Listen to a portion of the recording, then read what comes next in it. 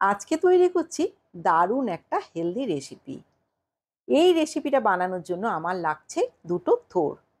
থোড়ের গায়ে কিন্তু অনেকগুলো করে জামা পরানো থাকে। প্রথমে একটা একটা করে সব জামা খুলে ফেলতে হবে।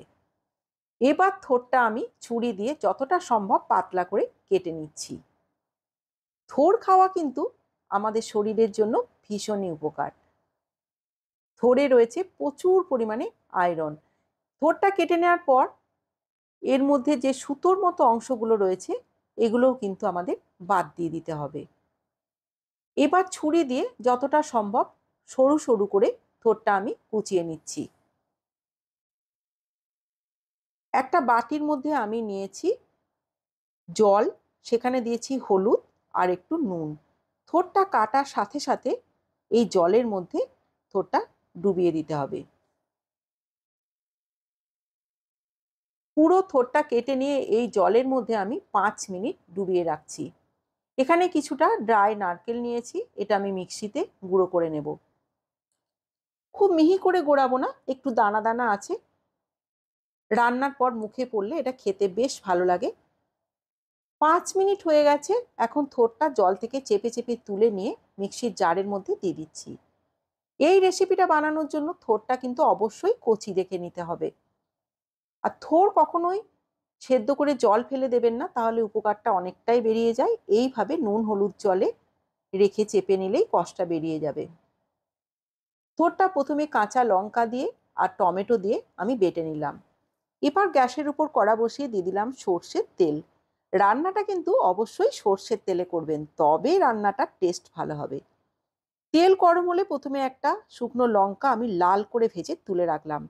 এবার ফোড়নে দিলাম একটু কালো জিরে। ফোড়নের সুন্দর গন্ধ বেরিয়ে গেলে দিয়ে দিলাম থোড় বাটাটা। গ্যাসের ফ্লেম মিডিয়াম টু হাইতে করে এই থোড়টাকে মিনিট 5 সময় ধরে আমি একটু নেড়ে চেড়ে শুকনো শুকনো করে নেব। দিয়ে দিচ্ছি পরিমাণ মতো নুন আর একটু চিনি। দিচ্ছি খুব অল্প পরিমাণে রোস্টেড মশলা, যেটা জিরে ধনে শুকনো লঙ্কা আমি ড্রাই রোস্ট করে গুঁড়িয়ে রেখেছি। বাচ্চারা তো থোড়ের নাম শুনলেই নাক ছিটকায়, কিন্তু এইভাবে একবার রেসিপিটা বানিয়ে দেবেন, দেখবেন চেটে পুটে খেয়ে নেবে। অনেকটা শুকনো হয়ে এসছে। এই পর্যায়ে আমি নারকোলটা দিয়ে দিচ্ছি। পুরো নারকোলটা আমার লাগবে না, কিছুটা রয়ে গেল, পরে আমার কাজে লাগবে। আরও মিনিট খানেক এটা একটু নেড়েচেড়ে নিচ্ছি।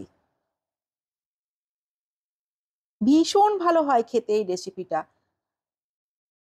এবার নিয়ে নিয়েছি কিছুটা রোস্টেড বাদাম।